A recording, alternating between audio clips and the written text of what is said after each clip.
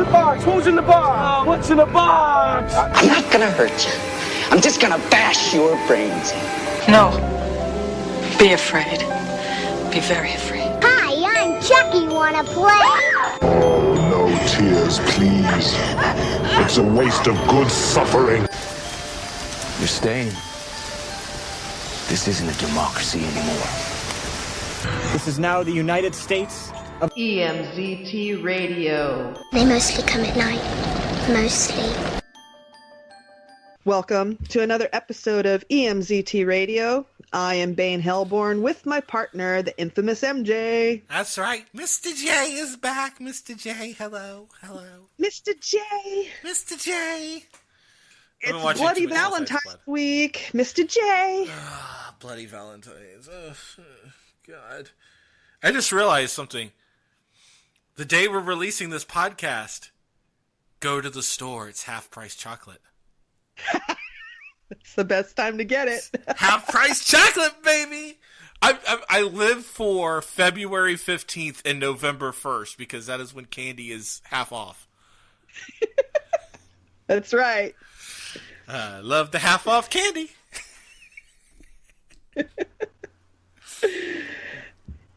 Anti-Valentine's, I'm reading this, Anti-Valentine's Camp, it eschews the Hallmark's holiday sentiment by watching horror films featuring bad romances, bloody sexcapades, and twisted love stories.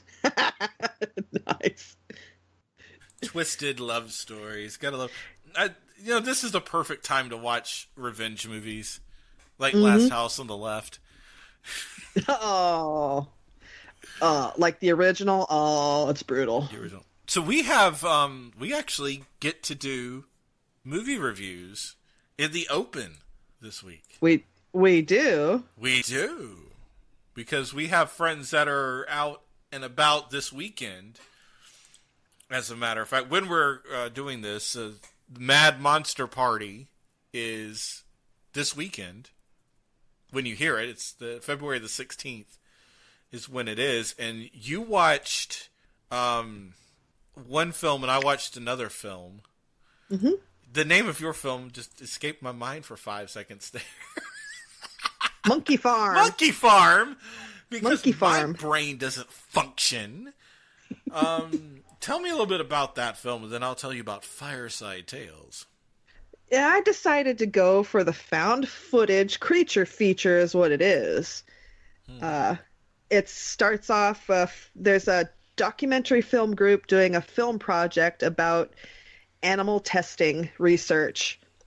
And they find out about a facility that did animal testing, but there's an urban legend around it. So the project takes a turn. And it's found footage. The way they did the cameras, you know how Blair Witch Project, the camera work was all shitty and too herky-jerky to see anything. And it really did kind of... it kind of killed the thing for a while. Yeah, it was really hard to watch Blair Witch with all the running they did, and they were just herky-jerky with the cameras. They couldn't hold it straight enough. And this film, they used like GoPros and a really nice handheld camera. I don't know which one it was, but I mean... It wasn't so much herky-jerky, and even if they did run, you can clearly see where they were going. So, I mean, it was the camera, like I said, the camera work, I gave them, like, huge kudos for the camera work for this, because it's not your standard shitty herky-jerky, can't see shit while they're running. Right. Camera work. Where this you could, and it was, and also had some creepy night scenes that just kind of scared me quite a bit, because what comes out of the dark, whoa, no. Nice. I like that. But it's a really good film, and it is based off a real story that happened here in Arizona called The Monkey Farm. Nice. So this is a good film to watch. Absolutely. Now, I sat back, I watched Fireside Tales. Now, both of these come from CatchMeKillMe Productions, so link in the description. And I like this one because it was a good anthology series. And love anthologies. Yeah, especially the way this one was told. Now, usually when you get an anthology series, it's just story, story, story, story. Not this one. They actually clicked them all together by putting a bunch of friends around a fireside and let them tell the story, which is why a lot of them are really short, and a lot of them kind of skipped out on a few details they probably should have, but you got why. Because they're, A, they're drunk, and B, and they're amateur storytellers, for crying out loud. This is a great film, but it's got a really awesome twist at the end. As in, the stories just aren't the finish of the stories. Let me put it that way. There's about 20, 30 minutes of extra good footage that you'll like at the end of the film. I really did like this one. It was a great job by the crew. I loved Undertow. Undertow is... Now, I'm saying this with all due respect, and you'll kind of understand... When you see the film, you'll kind of understand my point. That where you have Jason, who would be Clark Griswold, Undertow aesthetically only is Cousin Eddie. As in, it's out in the desert. He's got overalls, but his mask is so awesome. Whoever did the mask on this one deserves a lot of credit, because it looks like a rotting face, and it looks like pus and green stuff. Gangrene is coming out of it. It looks really good. So you definitely want to check this one out when it comes out. But both of those can be seen this week at the Mad Monster Party, which is on the 16th. Okay. So enjoy those if you're going to the Mad Monster Party. Unfortunately, I can't make it up there for it this year. I'm hoping to make it up there for it next year. Or if they do one later this year, I'll probably end up heading to that one. It's in Charlotte at the Hilton University place over in Charlotte, North Kakalaki, Charlotte, the home of Rick by God Flair. So, Nice. Go ahead, head that one out. But it's also National Pro Wrestling Day on Saturday. So, and Bane, I know you're not a big wrestling fan, so... I'm not a wrestling fan. I'll throw this one out to Twitter. Give me your favorite horror gimmick in professional wrestling. So hit us up at EMZT Radio. Your favorite horror gimmick in professional wrestling. I think mine is probably Rosemary. She is just you have to see her to believe her, but she is pretty awesome. She seems like she keeps saying we, and if you've ever followed her on Twitter, it's We Are Rosemary. So it feels like almost she's possessed. She kind of has that possession feel to it, but she calls herself the Demon Assassin. Well, there you go. So I think there's like two sides to her. Another good one right now is Bray Wyatt, who is kind of this cult leader. It kind of think of Deliverance. Oh, when you just not the squeal like a pig type parts, but kind of. Oh, I think they were inspired by Deliverance when they made his character. So I wouldn't doubt it. So you guys need to check that one out. Obviously, everybody's going to end up probably saying The Undertaker. Yeah, okay, cool. I'm cool with that. That's the only one I know. He was scary. It's like there's there's 4 different versions of The Undertaker. A lot of people don't realize that. Oh. It's like, okay, you have Mortician Undertaker, which lasted probably his first year. Okay. Where he looked more like a mortician, and then there's like the evolution of the dead man, and then almost into like a demonic cult leader. And then he had the biker. Yeah, and then he had the biker for a while, which, okay. Who is the one in the black leather hat and the black leather long jacket? That's The Undertaker. No, I know, but I mean, which one is that? Oh, that's the dead man. The dead man. Yeah, that's the one. That's the dead man. So. Oh, okay. I just thought I said that one out there. Anyways. We have an interesting show today, don't we? Yes. Very interesting. Our continuing celebration of Women in Horror Month. Should we say? Yes. Oh, yes. We have a horror artist. Yes. Who does horror cross-stitch artwork, Bex Martz-Burley. Absolutely. And she does the most amazing things with cross-stitch. I didn't know you could do artwork out of cross-stitch like that. Oh, yeah. I'm excited for this one because, there's a few cross-stitching nerds out there, I'm sure. And we use nerds with for those of you who are new to the podcast, if we call you a nerd, we do it out of love. It just means you have a lot of passion. Yeah. It's a compliment. It just means you're highly passionate about what you do. Yes. So. Yes. We love nerds because we are nerds. We should point that out because some people still take offense to being called a nerd. It's like, I don't take offense to being called a nerd, damn it. No, that was back in the 80s when being called a nerd was like a shit, you know, something You're to piss on somebody. Yeah, something to piss on somebody. No, now nerds are awesome. That's right, because the number 1 rated show in the country is still The Big Bang Theory, unfortunately. I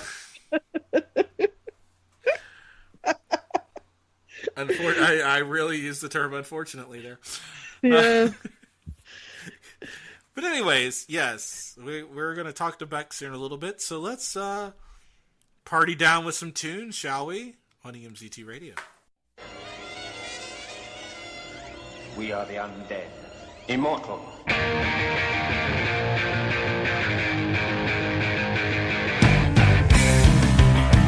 When you're in the light, you look like an animal cage tied, dead light. I feel the end, I feel the war, I feel the hammer crushed down in the world. I'm going down, down, down. Ooh yeah. Get a heart in a wasteland. Diamond eyes of a maelstrom. You're the only one to love. It's the only way to know. I'm born with the scorpion touch. True danger of the nails, the jealous whip of the devil's tail. Emerald's kiss on a broken heart. She was smiling from the start. A Hellcat in a miniskirt. Get a heart in a wasteland. Diamond eyes of a maelstrom. You're the only one to love.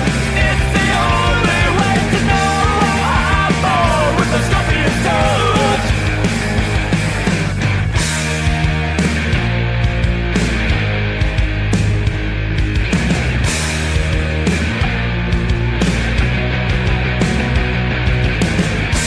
I'm born with the name of the one. Get a heart in the wasteland. I'm born with the scorpion. Get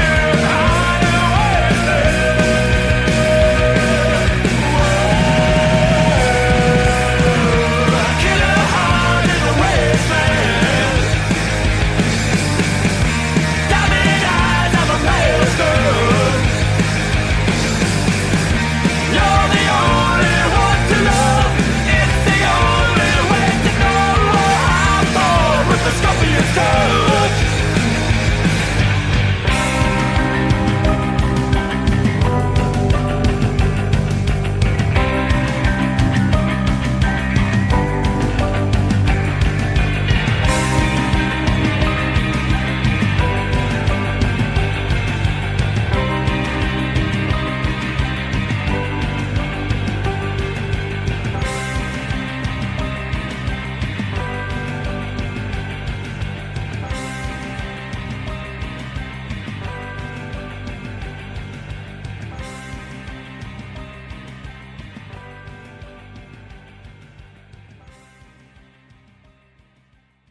EMZT Radio is brought to you by Audible.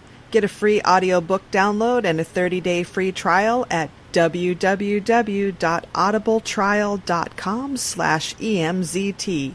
Over 180,000 titles to choose from for your iPhone, Android, Kindle, or MP3 player. For you, the listeners of EMZT Radio Podcast, Audible is offering a free audiobook download with a free 30-day trial to give you the opportunity to check out their service.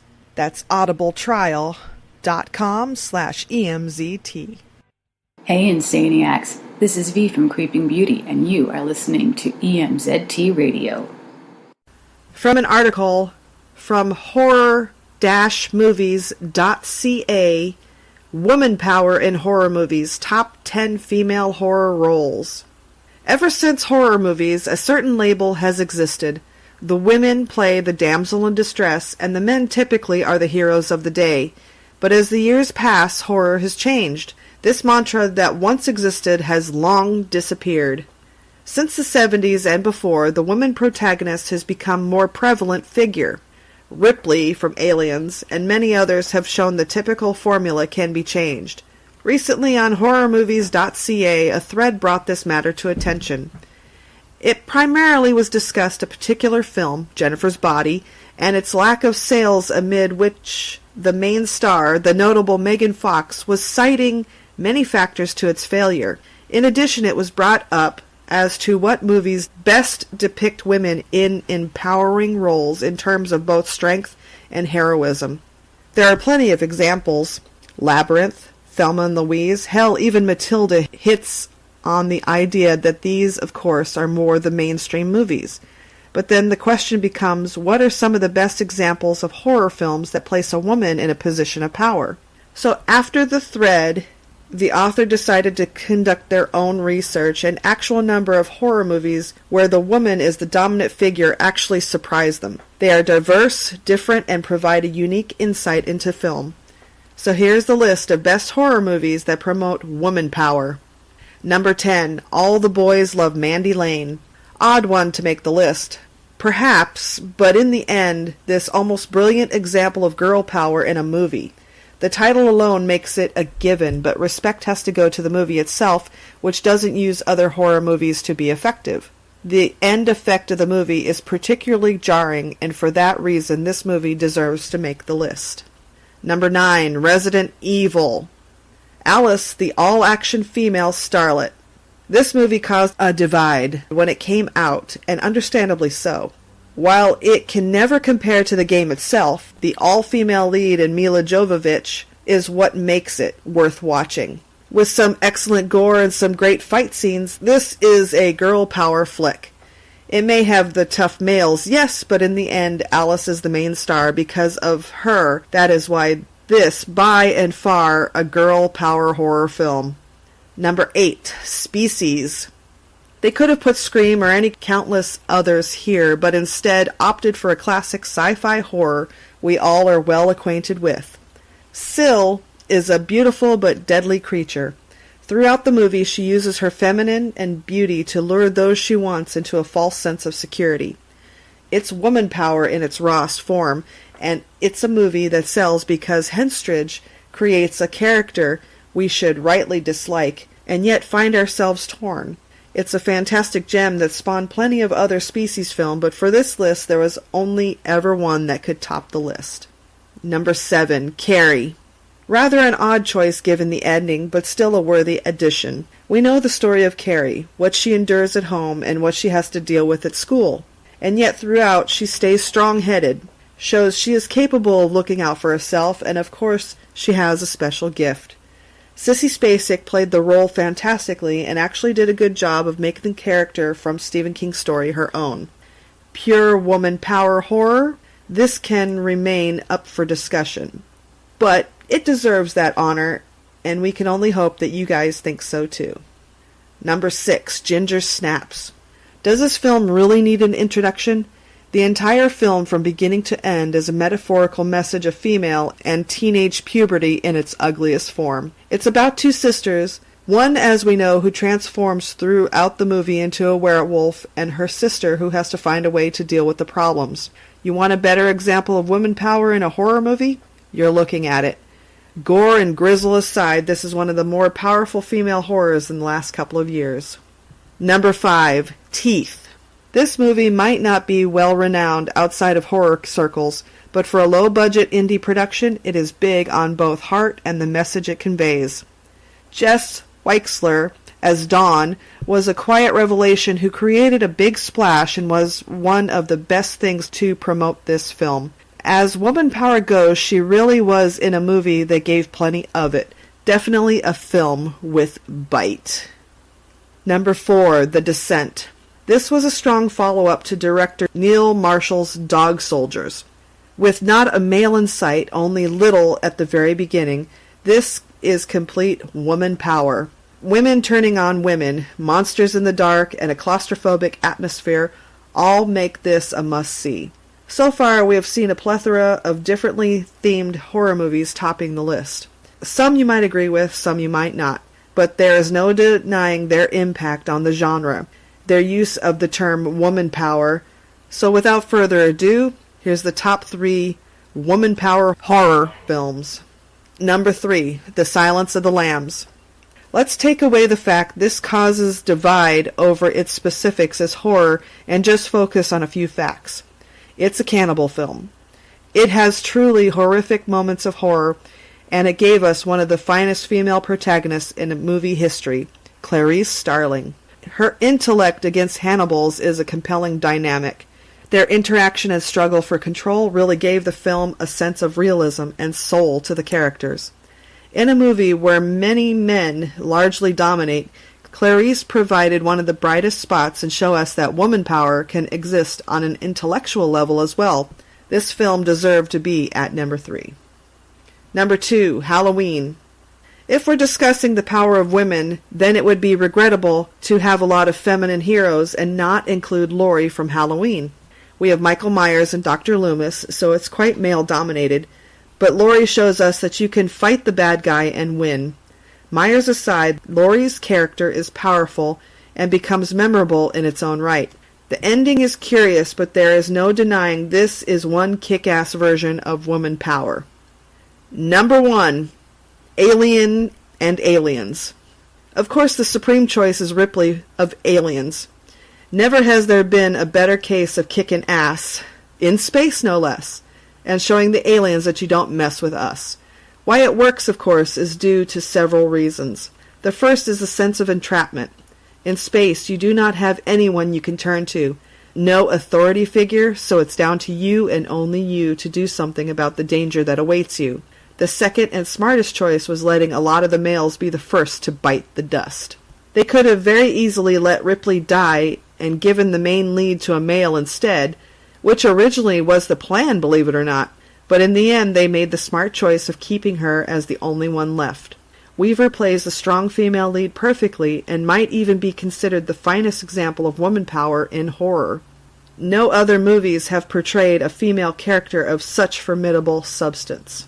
Of course, there are many more that could have been on the list, but as it stands, they just missed the mark. And you are listening to EMZT Radio.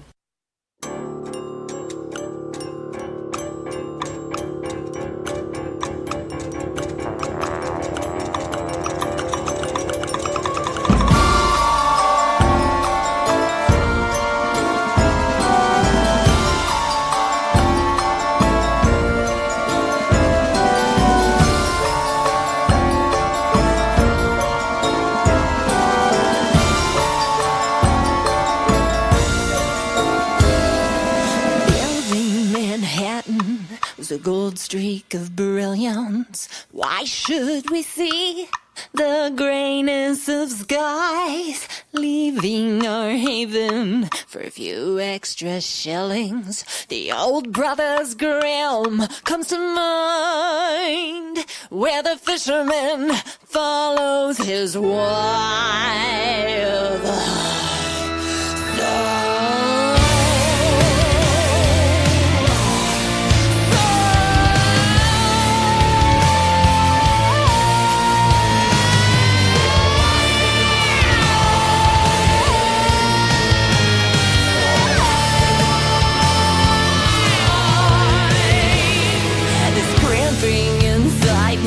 From a backseat positions, like watching a tide.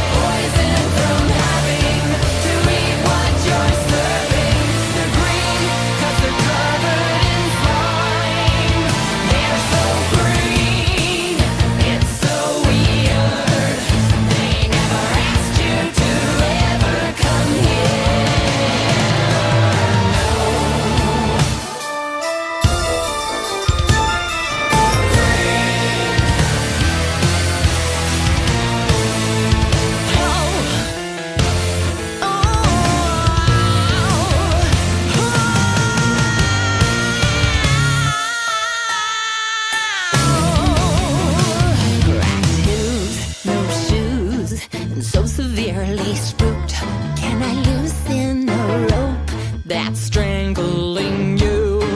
When I count to 3, make a run for those trees.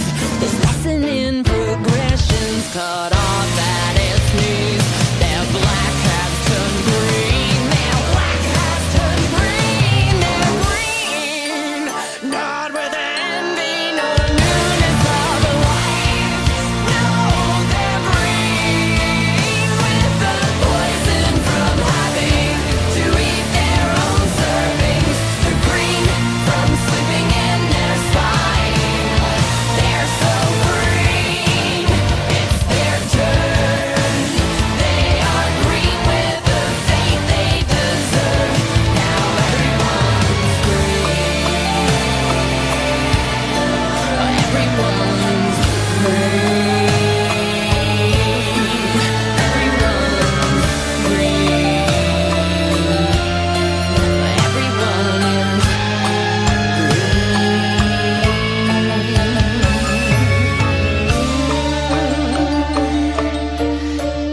Everyone's green.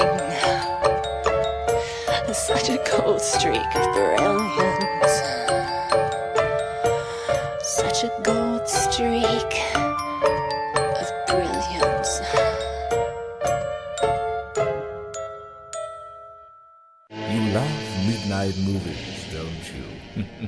But can you handle midnight movies 24 hours a day? Your death will be indescribable. Find out on Black Flag TV.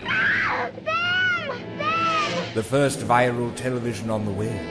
Black Flag TV is entirely dedicated to haunting horror, science fiction, and cult movies. Broadcasting live 24 hours a day, obscure independent movies and classic horror. Make Black Flag TV your sanctuary for the horror genre. They're coming to get you, Barbara. Visit us now, blackflag.tv. Hi everyone, this is Cara Dwin from SugarPlum Suicide, and you're listening to EMZT Radio. And as part of our celebration of Women in Horror Month, we have today Miss Bex Martz-Burley, and she is an interesting horror artist. Would you tell us of your craft, Bex? Yeah, sure, no problem. I do cross-stitch, and I focus on the horror genre, and I also do B-movies and some snarky, subversive things, and I do commission work and some art therapy, I call it, and but I mostly gravitate towards horror. Does the cross stitch you do, is that by hand, or can we use like a sewing machine? Oh, no, you got to do it by hand. How long does it take for you to do a piece of art? Some of my pieces fit into a 5x7 frame, and so it can take you anywhere from an hour to, I don't know, maybe 8 hours for a 5x7. For something like an 11x14, it could take you months, depending on how many hours a day you want to work on it. They can take a long time. This art is very detailed. It just it would seem to take a long time to me. At least it would for me. Yeah, it can take a while, especially the more colors you use, is the more times you have to change the threads, and things like that. So you have to stop more and put different colors on your thread and keep working. So yeah, it could take a while. I mean, it's but it's very cathartic because you can kind of zone out, and just it's almost meditative to me to do it. How long have you been doing this art? Probably about 10 years. Wow. It really started when Julie Jackson came out with Subversive Cross Stitch, and that just blew my mind because before then, when I was younger, my grandma, everybody's grandma teaches them to cross stitch, I swear, from our generation. And, back then it was only things like Bible verses and teddy bears and little bunnies and things like that was available. Right. And then Julie Jackson came out with Subversive Cross Stitch, and then it was F the dumb, shit. I'm sorry, you can flip that out. And it was, it was Kiss My Grits and things like that she made into these patterns, and she put them next to the fluffy little bunnies and things like little houses and flowers and things like that. And it was so funny. And it felt so amazing to sit at work at a job you hated on your lunch break and to stab a needle into this fabric and cross stitch the F word when you're, sitting there like, I hate this job. I hate this job. And it was awesome. It just blew my mind. And I'm like, I love this. And so, there are some people who want to buy those patterns and they want to stitch them.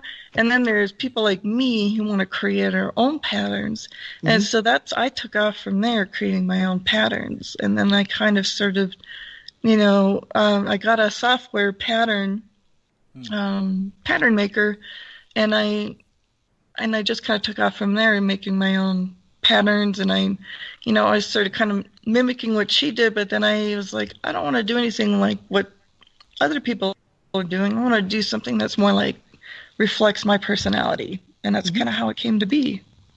These are simply amazing.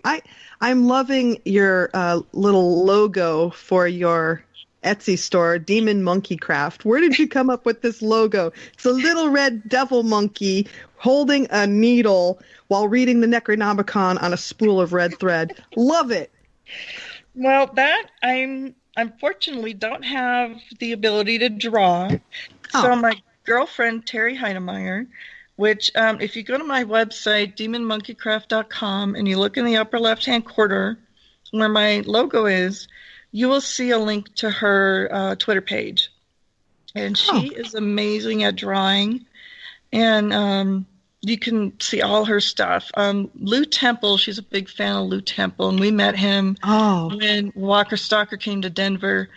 And he just retweeted a drawing that she did of him because he's really, cool guy. And she drew him, and he retweeted it when she I guess tagged him in it, and then he tweeted it again just out of the blue because he loves it so much. But you could see her stuff, and I said, hey Terry, can you do the demon monkey holding a needle, like reading the Necronomicon, and throw the spool of 666 thread in there because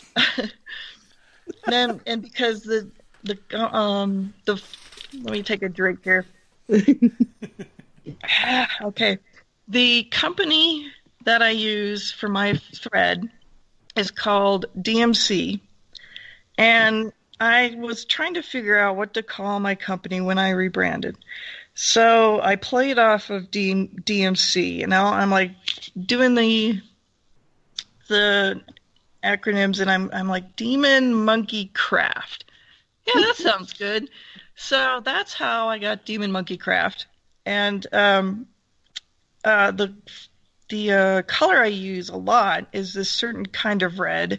And the number in the DMC line is 666. That's the color. So I'm like, I need the spool 666. It's a certain color red. And so she draws it up for me and sends me the drawing, and I'm like, that's perfect. And so she did the logo for me.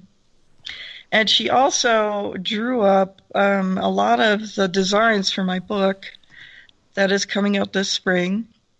And it is called Evill Dead II, The Book of the Thread. Nice. And I'd be like, Terry, I know this is going to sound weird, but could you draw me a baby Henrietta in a baby carriage holding a rattle? And she's like, sure. And I said, I don't want Henrietta before she turned into the monster. I want the one where she's got the long neck. You know that one? She's like, sure, I can do that. Oh. So Nice. there's a baby sampler that I wanted to do. I'm like, what else would people want to stitch, you know? And so I'm like, well, baby samplers are really popular as cross-stitch items. So what if there was a baby Henrietta looking, you know, with a bonnet on her head in one of those old-fashioned baby carriages, and, you know, she's hanging out in it, she's got a rattle, and, you know, and then I could do like a border and with little toys in a corner, and people can, you know, when they have a baby, you know, you can make a little baby sampler for them. And I'm like, that's just the most bizarre crap ever, but that might work. So I like tell her, and she draws it for me, and then I convert it into a cross stitch, and that's kind of how we collaborated together. And I paid her for her work, and you know, that's kind of what we did. So I owe a lot to her. You know, I just come up with the most dumb crap out of my head, and she'd draw it for me, and that's kind of where things would go. But I also have to mention that the book is fully licensed from Studio Canal, who owns the rights to Evill Dead II. Mm-hmm. So we were able to pull images from the movie and also have those put into cross-stitch patterns. So fans can get those stills from the movie. And I have to say, those are incredibly detailed and hard to stitch. They're going to be really detailed. So they're going to be 5 out of 5 chainsaws on the difficulty scale. That's how we rate the difficulty scale. So there will be things that are 1 out of 5 rated. So when people are coming in as beginners, they can look through the book and say, oh, okay, this one's on the easy scale. I can do this. Or if there's people who are more experienced stitchers, they can say, I want to tackle something really hard. I don't want to do anything easy. Oh, my God, this is going to be hard. This is going to be something that's going to take me a long time to do. I think I'll try this one.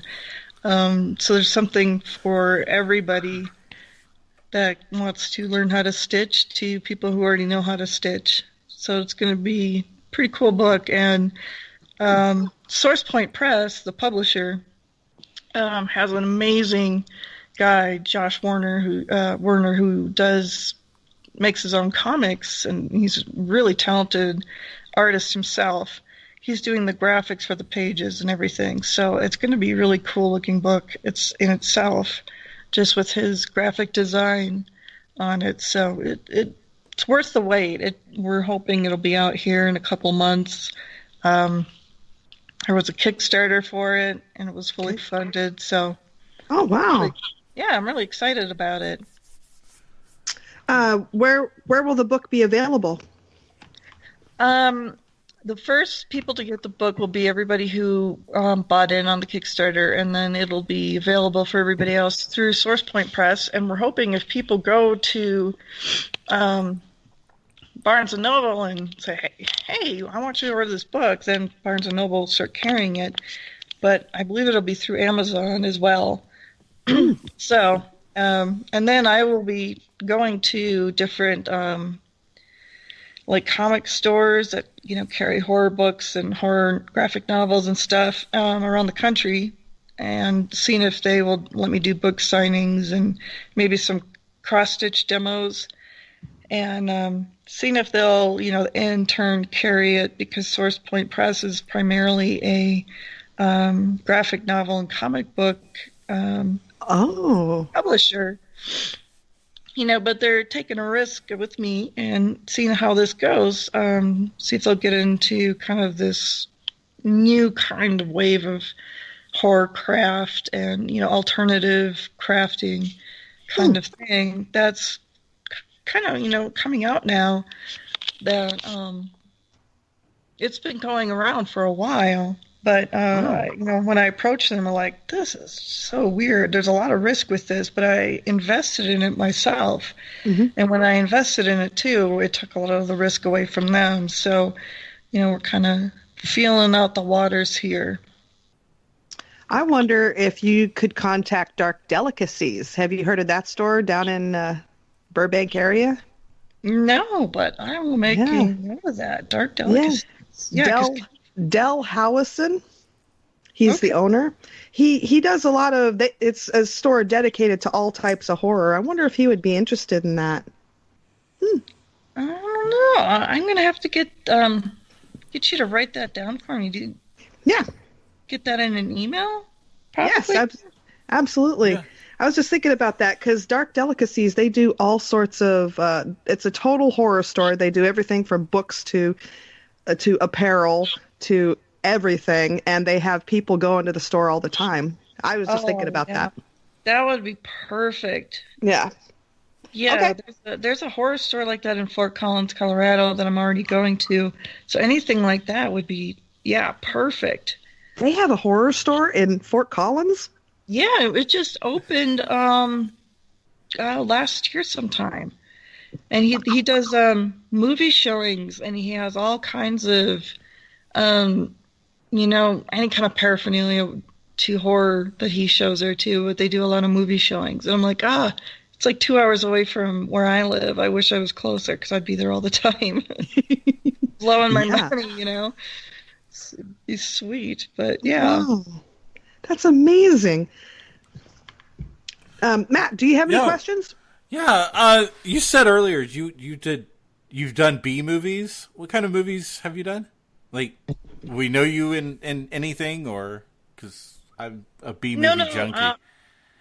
I'm a B movie junkie. So I did a cross stitch from Fido. I don't know. Yeah. Yes. I love that movie, and every time I mention it to people, it's like their eyes glass over, and I'm like, come on!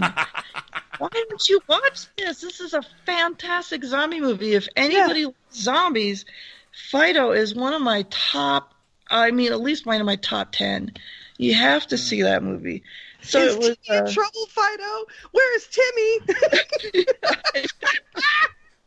Loved it. So it's a cross stitch of a big brain with like a reticle over it, and it says, "In the brain, not the chest. Headshots are the very best." And I love that one. Yeah, you need that for the dungeon. Yeah, and I did it once, and it actually sold that piece. And I keep thinking I need to stitch it again because it was a really good one. And because like people just don't. Oh my God, people! You got to watch this damn movie. It's great. So, So I do pieces from B movies a lot, and whenever I see a great one like that, I'll try to figure out a good quote from it and stitch something up for it. And it's just unfortunately, there's just not enough cool people out there to get it, and appreciate it. There's cool people. Sometimes they're just hiding. Yes, they're hiding. Or maybe I just don't have enough, marketing dollars to get it in front of the cool people. Maybe that's the problem. No. I'm still loving, by the pricking of my thumb, something wicked this way comes. Yeah, I like that. Everybody loves that. It's a good one. How long did it take for you to do this Galaga screen? Oh, man. That one, I started small with that and made it at my husband's request, and then I made a much bigger piece that looks exactly like the game board, what you would see if you were playing it. And it was one of my favorite arcade games. Yes. And, so I offer that as a pattern for people to do, that they can buy the pattern and go ahead and tackle that themselves. So, I do a lot of patterns because I can't always stitch these things up. It's very time consuming. So I do a lot of patterns and sell them, and it's called counted cross stitch. So it's not, stamped on a piece of fabric. You have to, you count out where, basically you start in the middle of the fabric and you count out from the middle, and that's where you place your stitches. So that's why they call it counted cross stitch. But it can be really time consuming, but once you get going, you can kind of become faster stitcher. But it's really fun to do, and it's so rewarding once you do it. But that one I think is either an 8x10 or 11x14 when it's all done. And that doesn't mean that you fill the whole entire thing up with stitches. I mean, you purchase a black piece of fabric. Oh, I see. So, yeah, but it's cool because then it's a fun piece, and you can customize it if you want. You could put how many ever extra guys you want, or you could change the score at the top to however you want to do it. But it's a fun piece. I mean, I like doing the gamer ones. I have one from Toe Jam and Earl that I've never put the pattern out. But I love that piece so much. My childhood coming to life. Yeah, I think it's in my slideshow on my webpage that you can see that piece.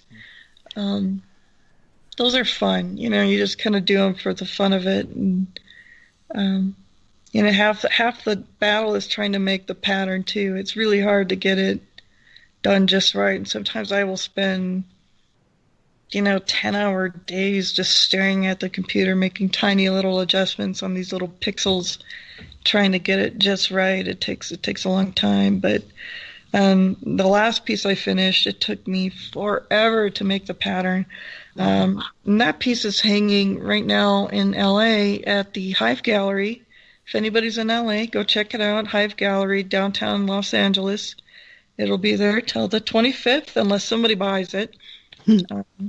It's at the Stitch Fetish 6, and I can put a plug in for that show. Yes, absolutely.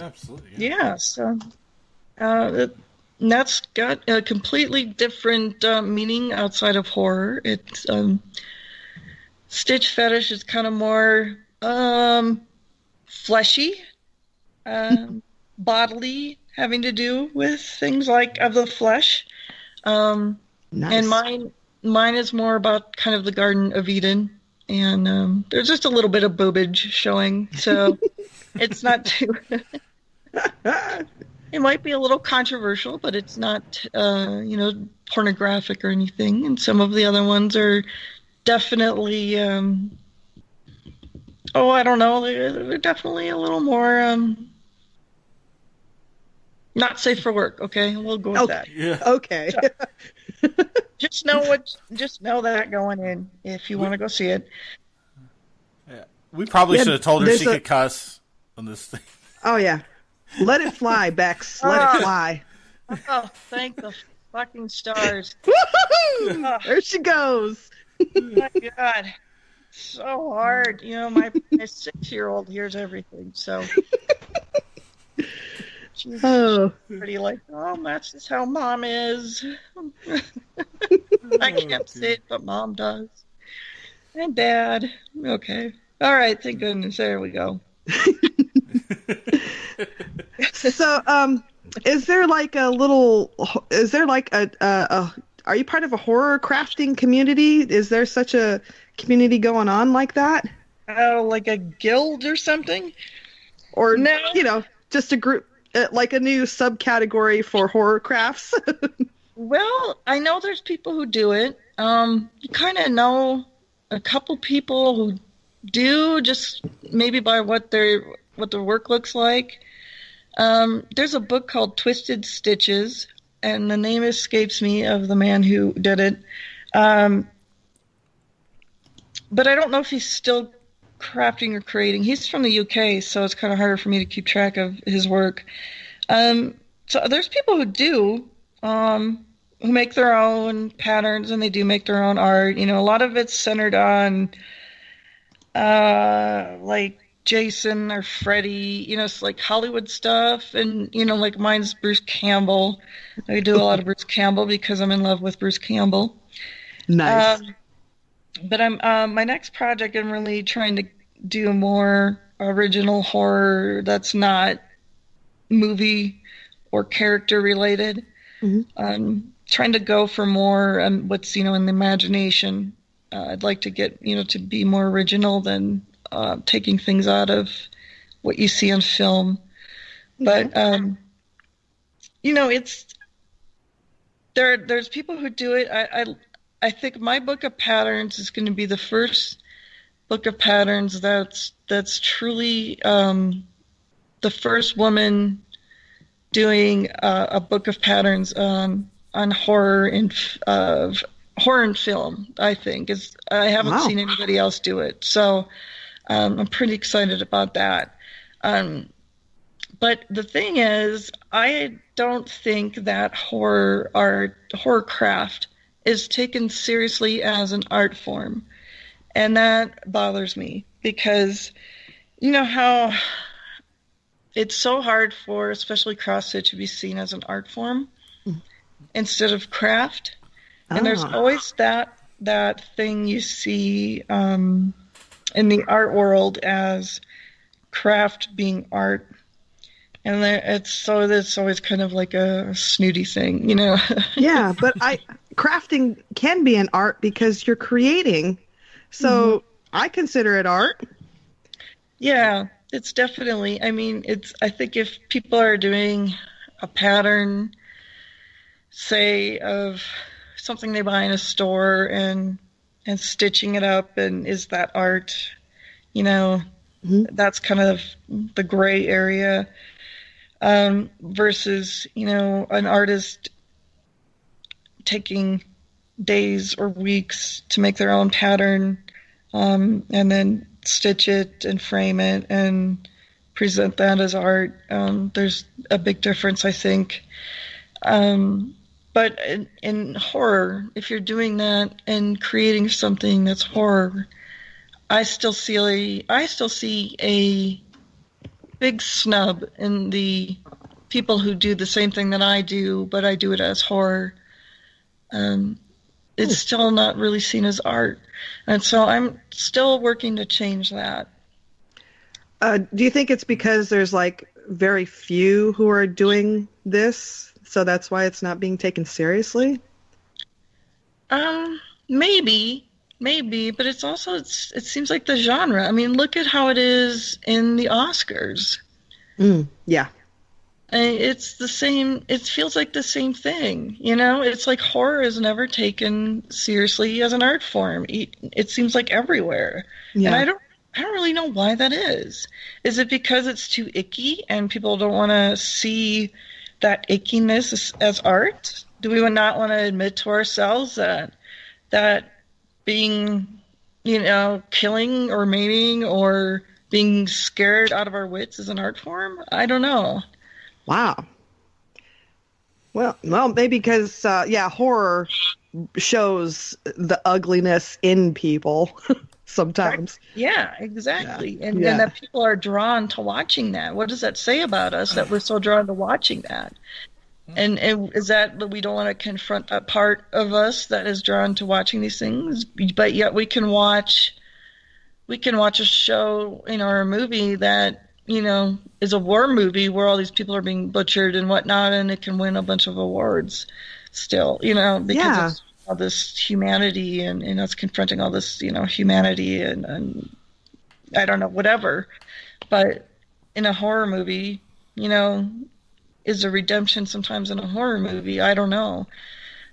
Some movies are seen to be. I mean, the thing you see in Saw, the message that Jigsaw was doing in Saw, what was there any redemption in that? I mean, the people confronting all the ugliness inside of them, why were they there? Why he chose them, and not that there was Oscar-worthy performances necessarily in that movie, but you know, if there had been, would it have been recognized? Probably not.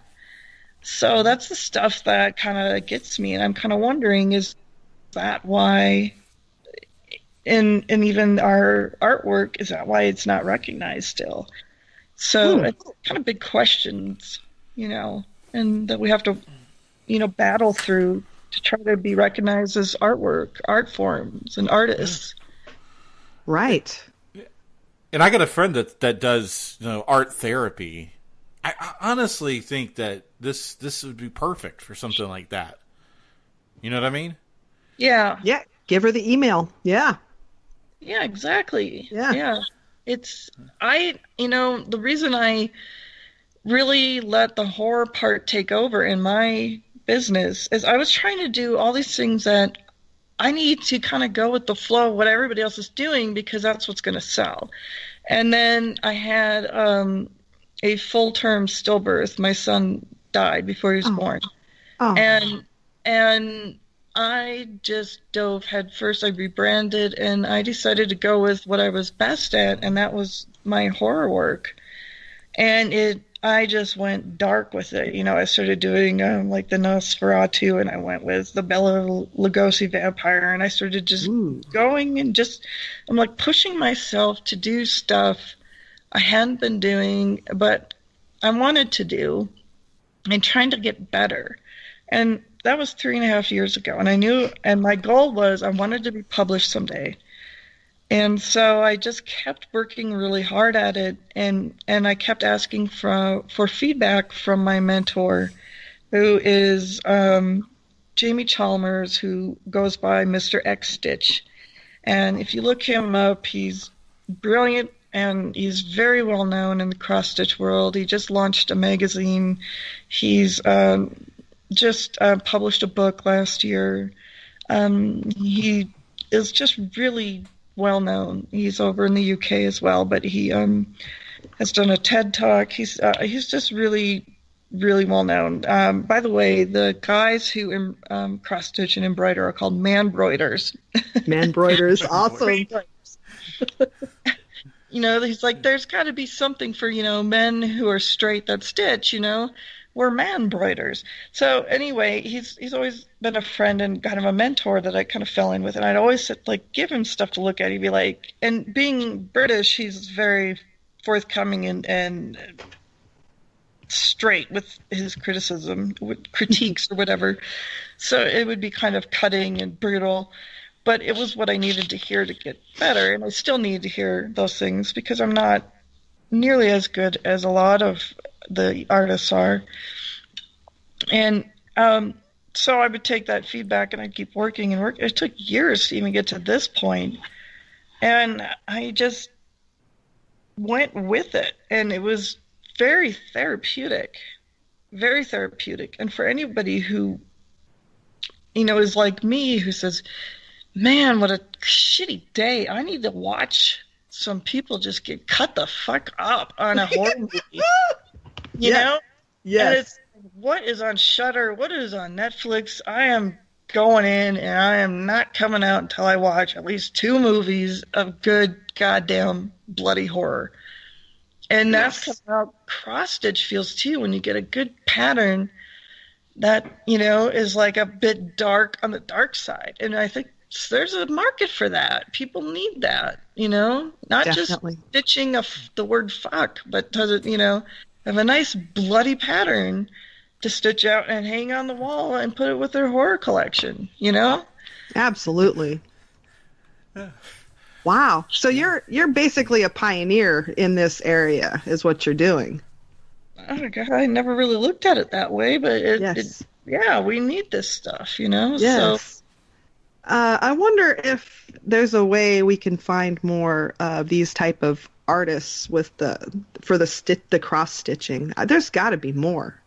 Yeah, there's, you know, and I've thought about taking my blog and trying to find them and interview them and kind of so I can link it up and, you know, try to promote them. So, you know, we have like a network, you know, and that was kind of, I thought, when I get done with my book, I should try to start doing that so we can find each other and lift each other up, you know, and start making a community. Yes. So, you know, now just talking to y'all about that, it just seems like we need to do that even more now. Absolutely. So, okay, so I'm looking at your work, and I'm just wondering, how do you convert what you want to these patterns? How do you make that? Do you do this all by hand, or do you have some sort of a program that you use? Yeah, I use PC Stitch. Okay. And if nothing else, you can also go old school and you use graph paper, and you can draw directly onto your graph paper, because those are just little squares. Or you can use a light box and take like a photo or a drawing and put it directly into your fabric. There's so many different ways. You can print out something and go over it with like an iron-on marker. Oh. And then iron it onto fabric. You know, if you want to just do a straight embroidery stitch and not cross stitch. Mm-hmm. There's different kinds of stitches that you can do. Oh my gosh, there's so many different ways. And I do talk about that in my book a little bit too. There's an introduction on how to stitch. And I talk about all the different stitches I use in my book. Okay. So you can get a little tutorial. But yeah, there's by PC Stitch, you can actually import photographs in there and convert them into a pattern. Wow. So that helps too. You just have to be careful because if you want to take something off the internet, let's say you want to make sure you have the rights to do so. Mm-hmm. Right. So that's always been something I've been very passionate about is, copyright. You need to make sure you have copyright, never infringe on that. And, I've helped administrate a group on Facebook. It's, let's see, oh my God. It's whatever the fuck you want. So it's yeah. Whatever. Nice. So WTFYW. Wow. That's the name, and then cross stitch. So that's the group. Whatever the fuck you want, cross stitch. And we talk about everything in there, but we also talk about cross stitch. And people will always say, well, can I just take this pattern I found on Pinterest and cross stitch it? And it's like, no, you can. You need to go find the artist who made the pattern and ask them if you can buy it or use it. And they get so angry about it because they're like, well, I can just take it off the internet, can I? And it's like, no. Yeah, these people work so hard to make the pattern, and they're trying to make a living off of this, or maybe not make a living, but they worked really hard on it, and you can't just steal it just because somebody put it on the internet. That's wrong. And you can't post it on here. And they get angry, and I'm probably one of the biggest sticklers for that. And I'm like, why did you even ask? Just if you were going to do it, don't even put it up here and ask for permission from us. Right. If you're going to do it, just do it. Just don't even tell me about it. I don't want to hear that. Don't want to know. Don't want to know. Right, exactly. Because I don't want to know when you're stealing my stuff later on. You okay? Because I've found people who have stolen some of my stuff, and I have been, I got on their ass and, scared people out of their pants, telling them they better take that crap off the internet. Mm-hmm. It was not theirs, That's right.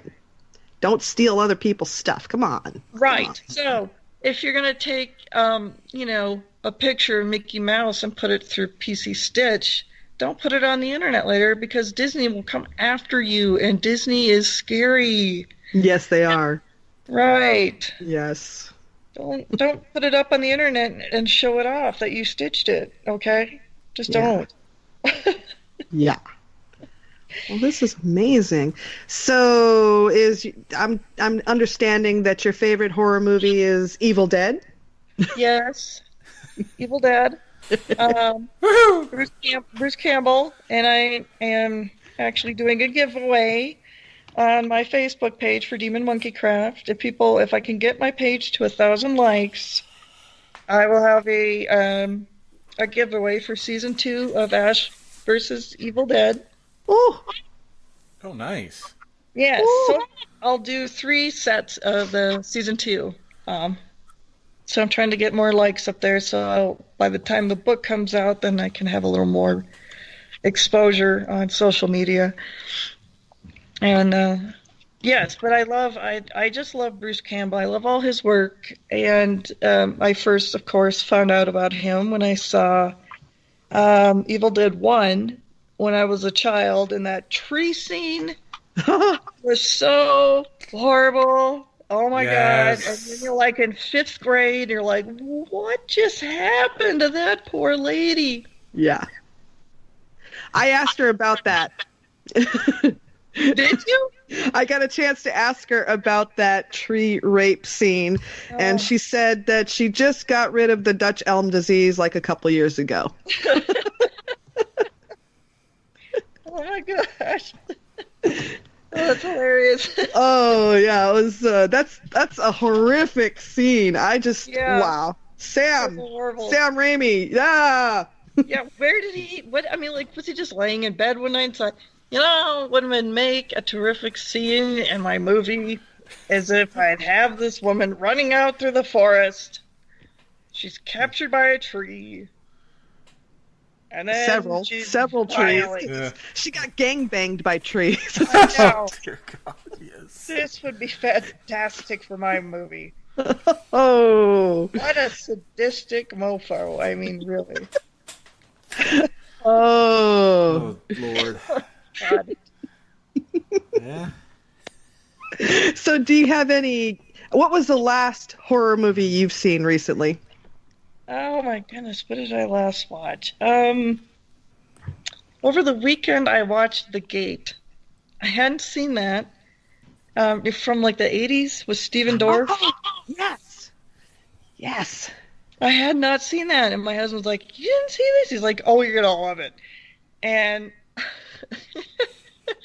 I couldn't get over the one girl's, raw bangs, Yeah. Yeah. Oh my gosh. Damn, I had big bangs, but they weren't that big. Yeah. those were bad. Those creepy little, goons or whatever. The minions. Yeah. And then I kept thinking, why have they done away with claymation? It actually is kind of cooler than some of the CGI stuff they do. Well, they originally were using a real person in like a skin suit, but it didn't look creepy enough, so they added the little claymation part to it. Oh, that was awesome. Yeah. I'm like, just squish them. Just come on, step on them, guys. Punt them. Just punt them. So I'm talking to the TV like this. And I'm just irritated. But, it was still kind of a fun movie, Yeah.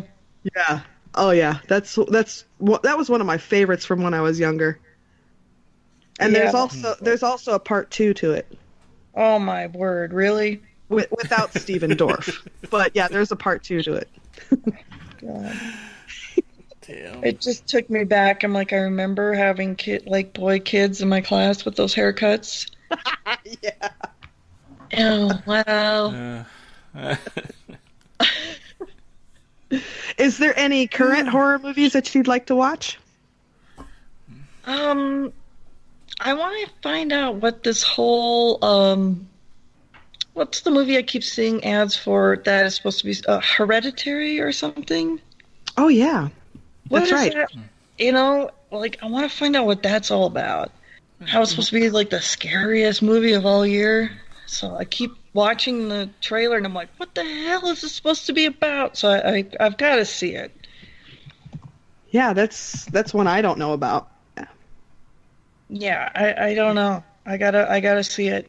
Nice. What else is coming out that I need to see? There's so many. It's so hard when we moved here to Colorado a couple years ago and we still don't have a babysitter. Oh. So it's like,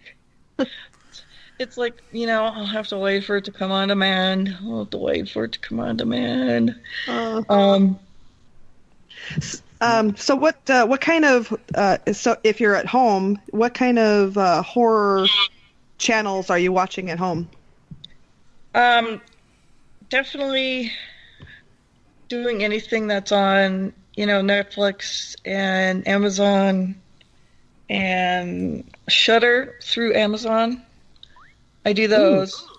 I want to see the Stephen Yeun one that is now, was it mismanagement or something? Oh, yeah. I needed to see that one. I was going to try to check that out today. I know there's something else I've seen recently, but my brain is so fried, I can't remember what it was. Dang it. What have you guys been watching? Oh, wow.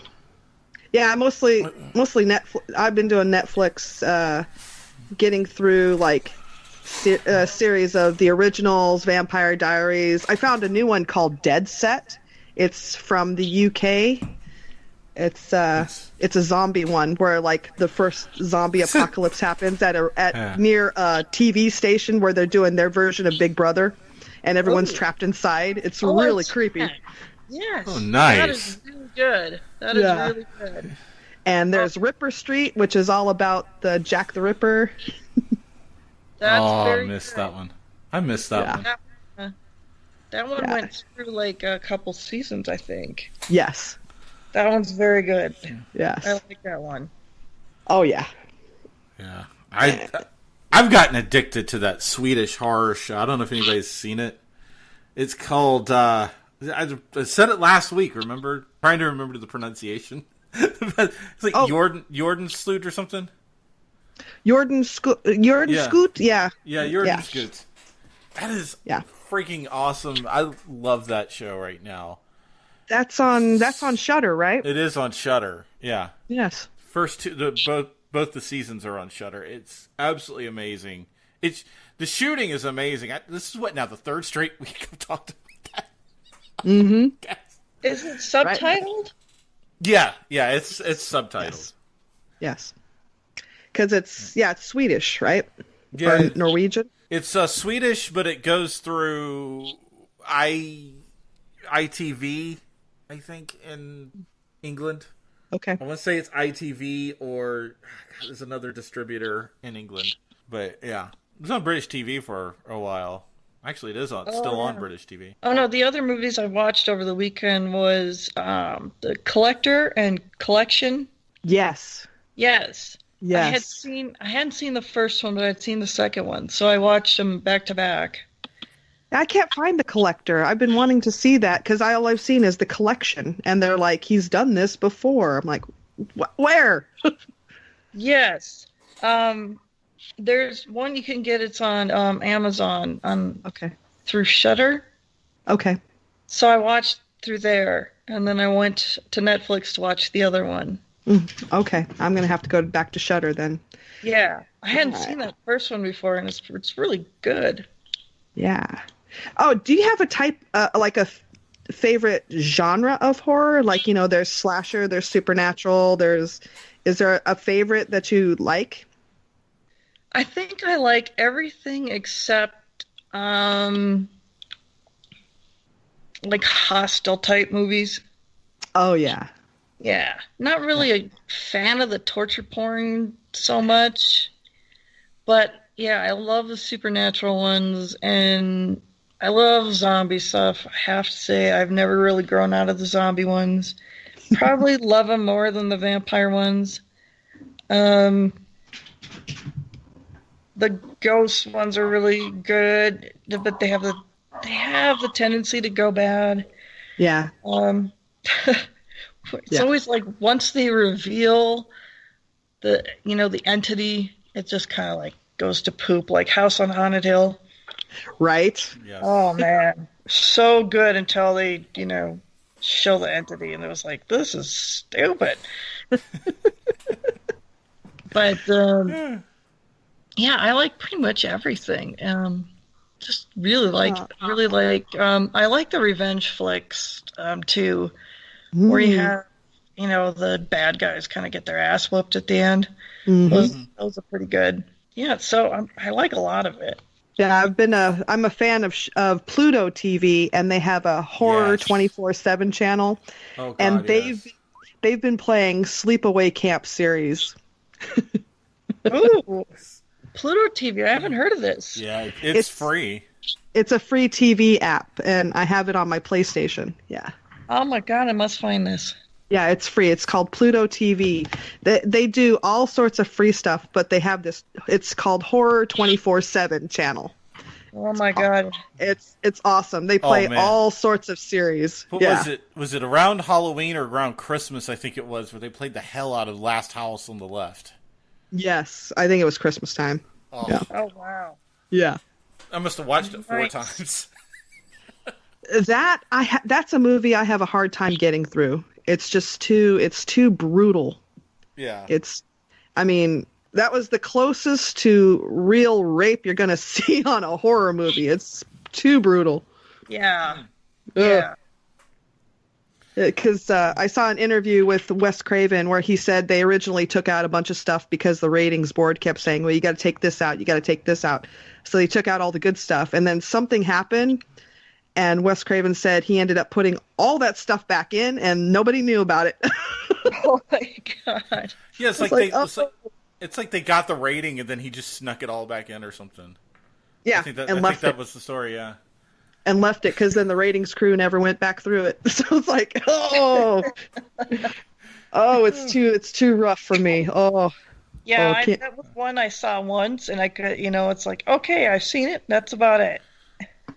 And then they did the remake or reboot of it. I'm like, are you fucking kidding me? But that wasn't so great. I mean, no, it wasn't. It sucked. It was bad. But I'm like, you remake that? No. Is that the one where they put the guy's head in the microwave?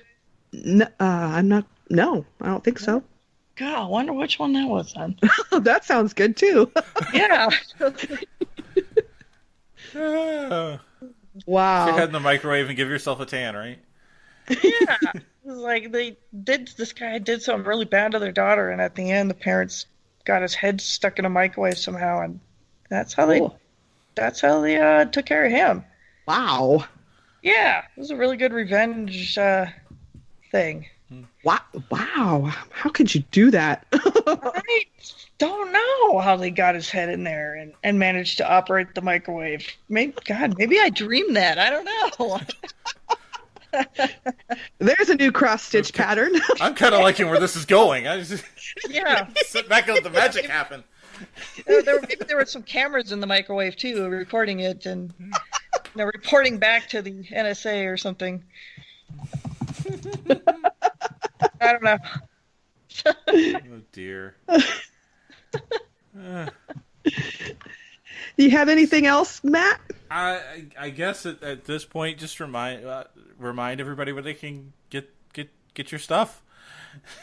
Okay, well, you can always head over to the www.demonmonkeycraft.com for just general information about what's going on with everything. I have a blog, and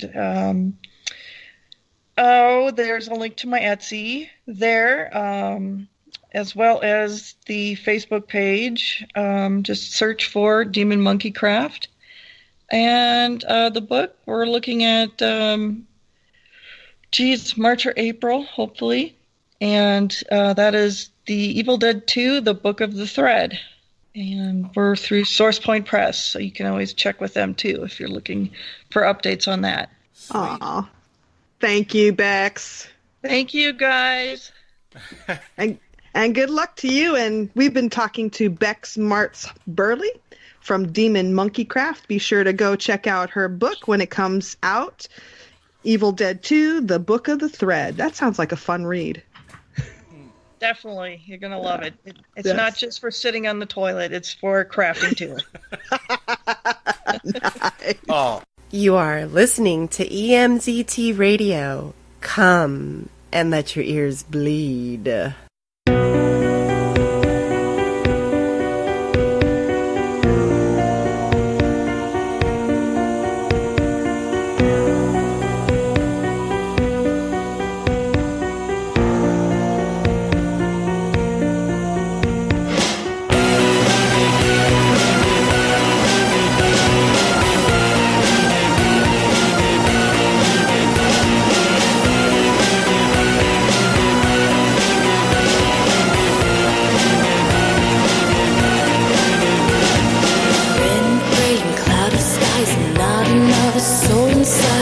Walking in the woods on a dreary day feels so reviving. Finding piles of decayed dead things with my wolf. Yeah, I own a wolf because he's terrifying. Dancing in the moonlight on my future gravesite. Lurking in the shadows 'cause the sun is a parasite. Sleeping in a haunted tomb.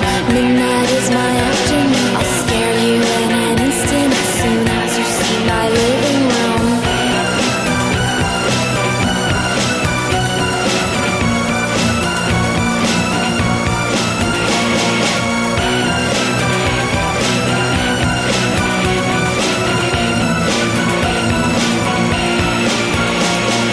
Words cannot describe my deep obsession for the night. I've been wired to desire everything that's dark inspired. If it's wicked, I'm addicted. If it's vile, I go wild. Many things most find appalling, I find calming. Just as long as it's dark, scary, creepy, macabre, strange, unusual, or raw. Thinking freaky, eerie, dreary, and horrific thoughts. Sleek, morbid, obsolete, sinister, and sickening.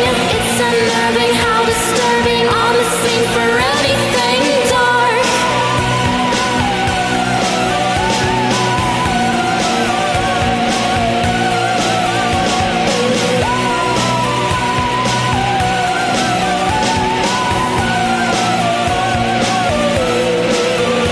Drinking red wine by candlelight on a dark and stormy night. I couldn't feel more alive. This is my own paradise. Wearing black and red tights, planning for the day I die. Plan to have my heart put in a jar of formaldehyde. Sticking for a vampire in my everyday attire. Into shocking visuals and partying at funerals. Celebrating Halloween every day of every week. Sipping on a sweet cyanide spike. Drink while meditating to the sound of squeaky springs and screeching out. If there's dread, doom and gloom, I am always in a better mood. It's useless to explain the twisted function of my brain. I'm wide-eyed, mesmerized, and hypnotized by anything dark, scary, creepy, macabre, strange, unusual, or raw. Thinking freaky, eerie, dreary, and horrific thoughts. Sleek, morbid, obsolete, sinister, and sickening. It's unnerving how disturbing, on the scene for anything dark.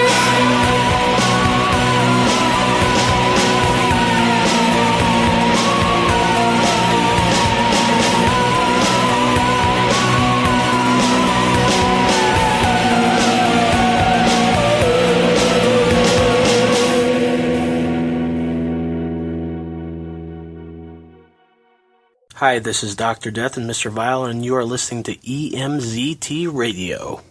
A horror movie guide from AMC.com. Horror movies that say, I hate Valentine's Day.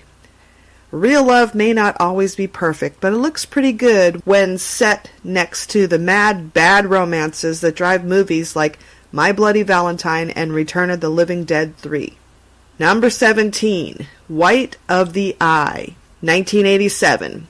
In a wealthy and isolated desert community, a sound expert is targeted as the prime suspect of a series of brutal murders of local suburban housewives who were attacked and mutilated in their homes.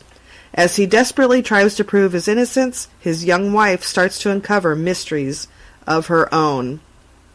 Number 16, Possession, 1981. A woman starts exhibiting increasingly disturbing behavior after asking her husband for a divorce. Suspicions of infidelity soon give way to something much more sinister. Number 15, Opera, 1987. A stalker repeatedly kidnaps the object of his affection and makes her watch him kill. Number 14, Boxing Helena, 1993.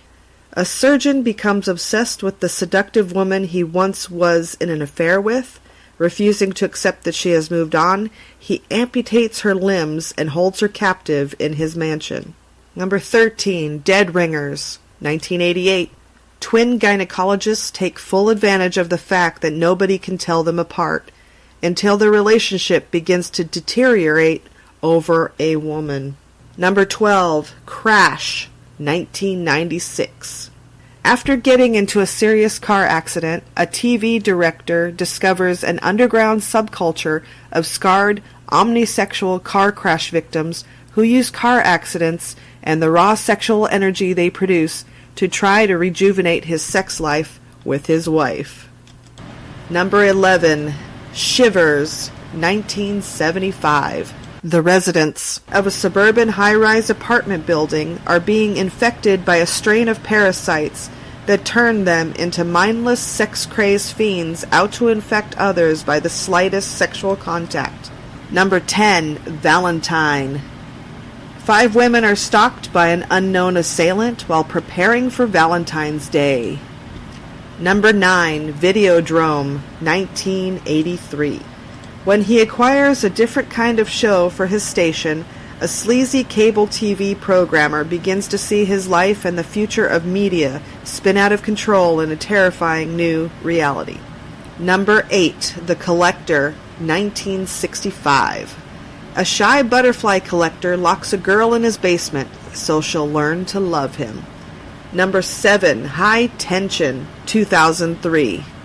A co-ed tries to save the best friend she loves from a serial killer. Number 6, Cat People, 1942. He's all-American, she's an exotic beauty whose lust turns her into a werecat. Number 5, Return of the Living Dead III, 1993. Having recently witnessed the horrific results of a top-secret project to bring the dead back to life, a distraught youth performs the operation on his girlfriend after she's killed in a motorcycle accident. Number 4, My Bloody Valentine, 3D, 2009. Tom returns to his hometown on the 10th anniversary of the Valentine's Night massacre that claimed the lives of 22 people. Instead of a homecoming, Tom finds himself suspected of committing the murders, and it seems like his old flame is the only one that believes he's innocent. Number 3, Slither, 2006. A possessive husband pursues his wife, even as he mutates into an alien monster. Number 2, My Bloody Valentine, 1981. A decades-old folktale surrounding a deranged murderer killing those who celebrate Valentine's Day turns out to be true to legend when a group defies the killer's order and people start turning up dead. And number 1 is Bride of Frankenstein, 1935. He has made her to order, but she has a mind of her own. Uh-oh. And that's your list of horror movies to watch that say, I hate Valentine's Day. And I do hate Valentine's Day. And you're listening to EMZT Radio.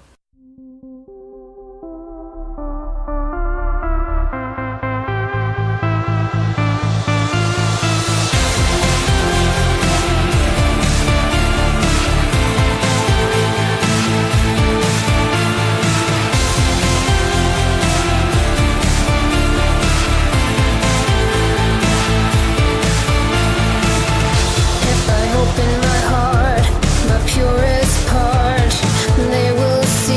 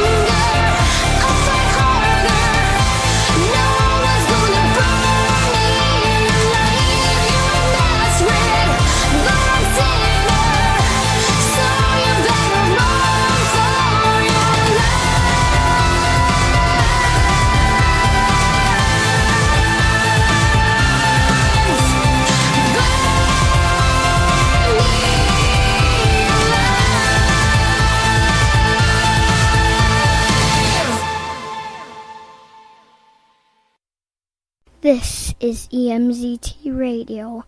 Come and let your ears bleed.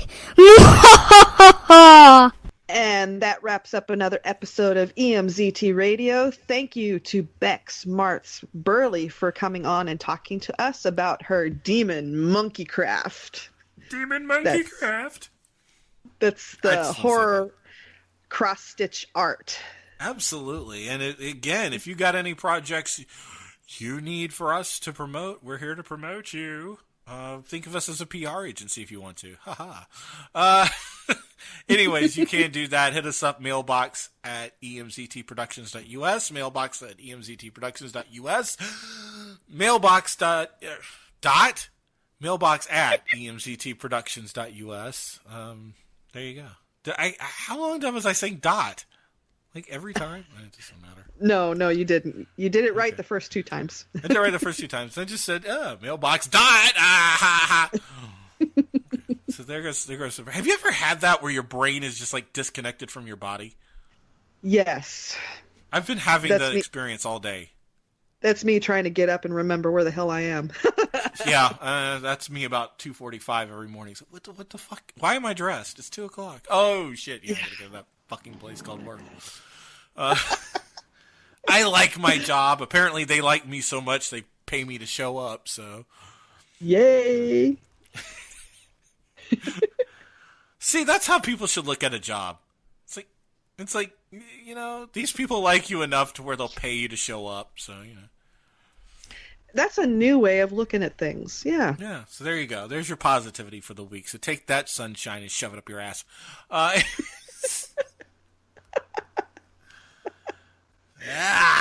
Yeah. Feel the salty coming off of that one.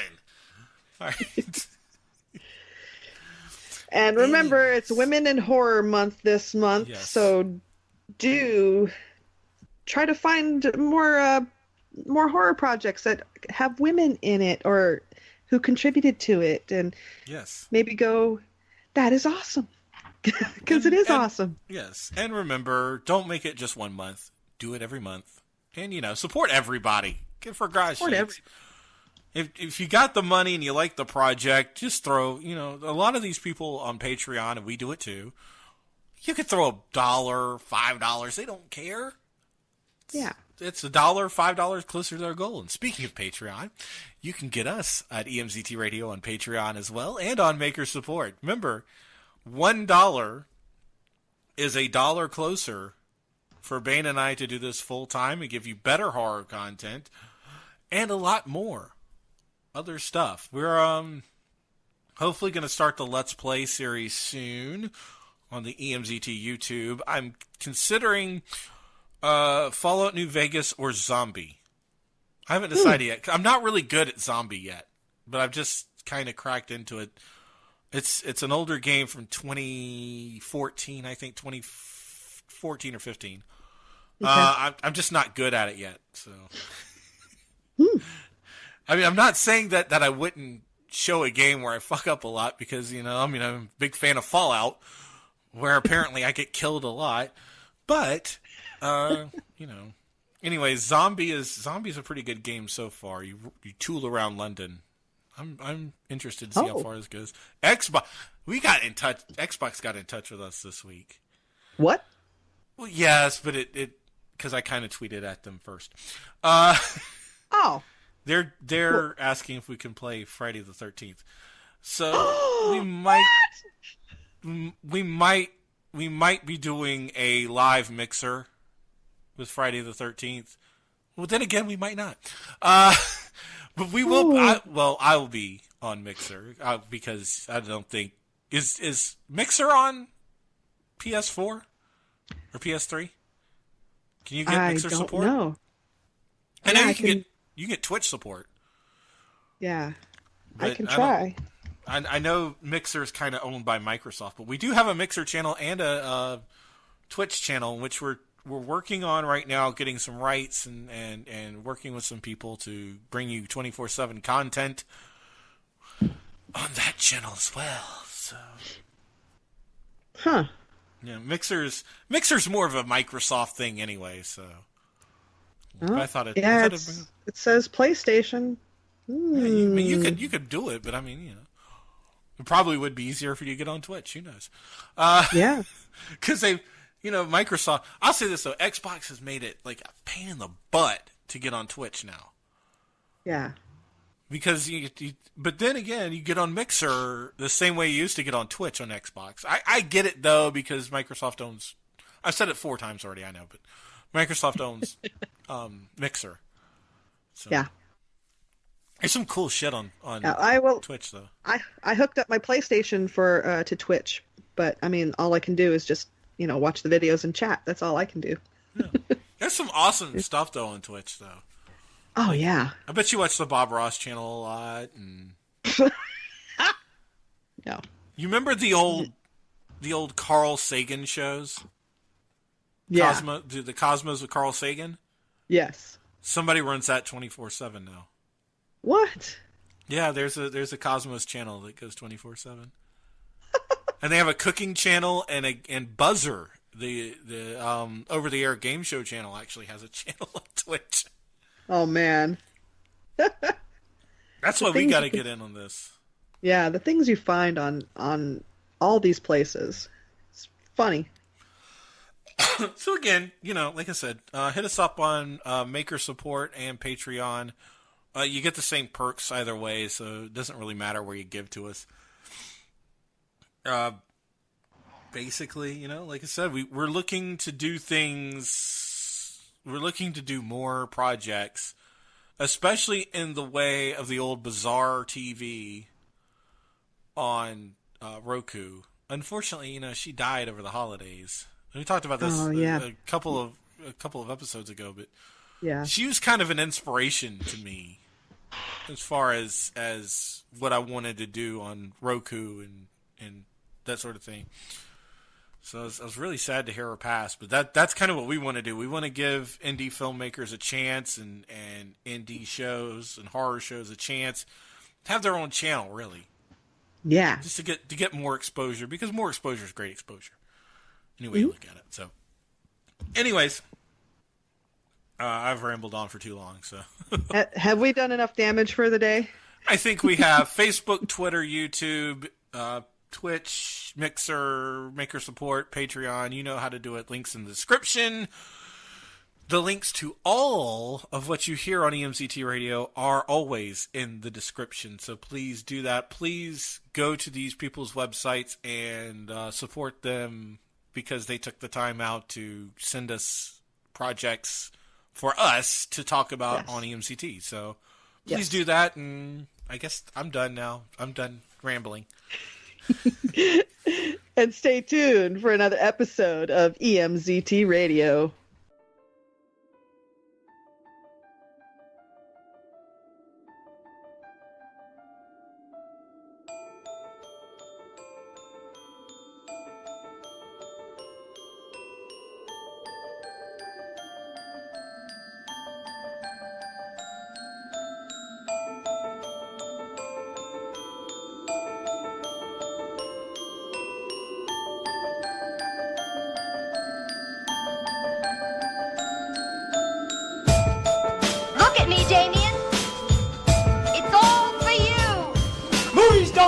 Psychos! Movies make psychos more creative! Red rum, red